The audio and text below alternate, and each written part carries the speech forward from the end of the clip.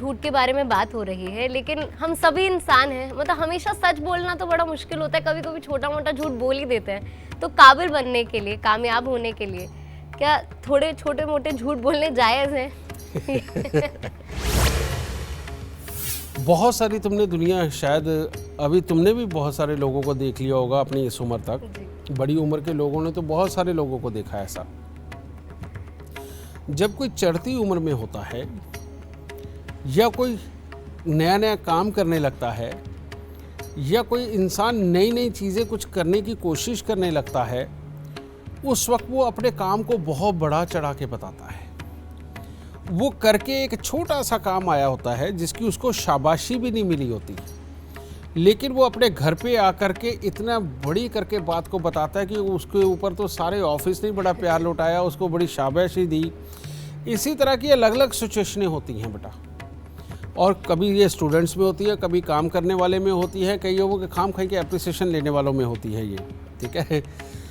तो ये वाले झूठ एक ऐसे झूठ है जो परमात्मा माफ़ करता है, लेकिन ये एक सोच को इंडिकेट करता है कि इंसान की ये चाहत है कि वो कुछ ऐसा काम कर जाए कि जिसके कारण सब लोग उसे अप्रिशिएट करें, समझे, उसका सम्मान करें, उसको शाबाशी दे। ये उसकी सही मायने में उसकी मनोव्यथा होती है। वो अपने लिए ऐसा सोचता है कि मेरे पास से कोई ऐसा काम हो जाए जो कि सब कोई देखें और खुश हो, ठीक है।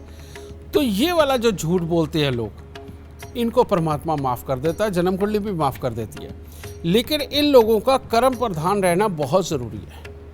इन लोगों को बार बार जीवन के अंदर अलग अलग ऑप्शंस तलाश करना बहुत ज़रूरी है, ताकि ये किसी भी ऑप्शन को कोई नहीं मिलती है उसको ग्रैब करके वाकई में अपने आप को साबित करके दिखा सकें। बल्कि मैंने तो देखा है इस तरह के लोग बहुत जल्दी कामयाब भी हो जाते हैं, और थोड़ा समय लगता है लेकिन हो जाते हैं बेटा। तो ये वाला झूठ परमात्मा ज़रूर माफ़ कर देता है। गुरुदेव, जो हमारे दर्शक हैं वो इस सेगमेंट का ज़रूर इंतज़ार करते हैं कि उपाय आप क्या कुछ दे सकते हैं। जिन लोगों को आदत हो गई है झूठ बोलने की, चोरी करने की, वो क्या कुछ उपाय कर सकते हैं? यहाँ पर जो माता पिता हैं जो अपने बच्चों की चोरी की आदतों की वजह से परेशान हैं, वो कौन से उपाय कर सकते हैं?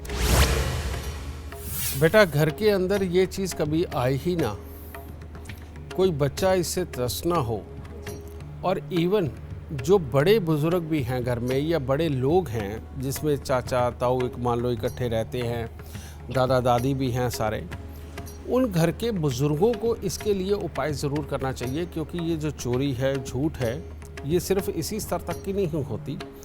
कई बार ऐसा भी होता है कि किसी भी बात को खाम खाई में बड़ा चढ़ा के बता दिया, यानी सिचुएशन कुछ और थी और कोई और ही सिचुएशन पैदा कर दी।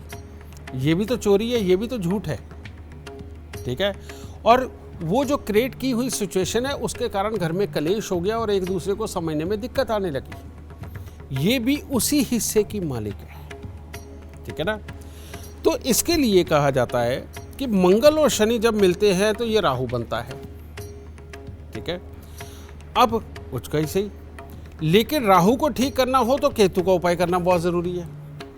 तो ऐसे लोगों के घरों के बुजुर्गों को या घर में जो बड़े सदस्य होते हैं उनको बेटा एक चीज़ का ज़रूर ख्याल रखना चाहिए कि यहाँ केतु के दानों को प्रधानता देनी बहुत ज़रूरी होती है। और वो क्या है? वो है कि जब भी सर्दियाँ आए तो अगर आप समृद्ध हैं तो उस हिसाब से अगर हो सके तो बेटा हर हफ्ते आप काला सफ़ेद कंबल या मल्टी कलर कंबल ये दान जरूर देते हैं। ये केतु का उपाय है बहुत बड़ा।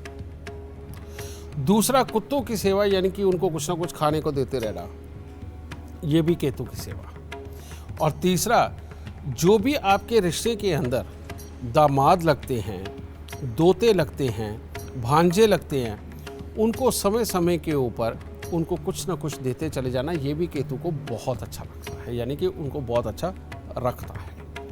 और इसके अलावा अगर घर में कलेश हो और कोई इधर की बात करता हो जो बात को बड़ा चढ़ा करके इधर की उधर करता हो, अगर इस तरह का भी इंसान हो तो ऐसे में एक उपाय बहुत काम करेगा। और वो क्या करेगा कि 27 दिन लगातार तिल के तेल का दिया पीपल के नीचे जाके जला के करके देखिएगा, ये भी केतु का ही उपाय है। और इससे इस तरह की चोरी और झूठ ये भी खत्म हो जाएंगे और परिवार हमेशा खुशहाल बसेगा और इस तरह की जो झूठ से पैदा होने वाली तकलीफ़ें वो आपके घर में कभी भी नहीं ठहरेंगी।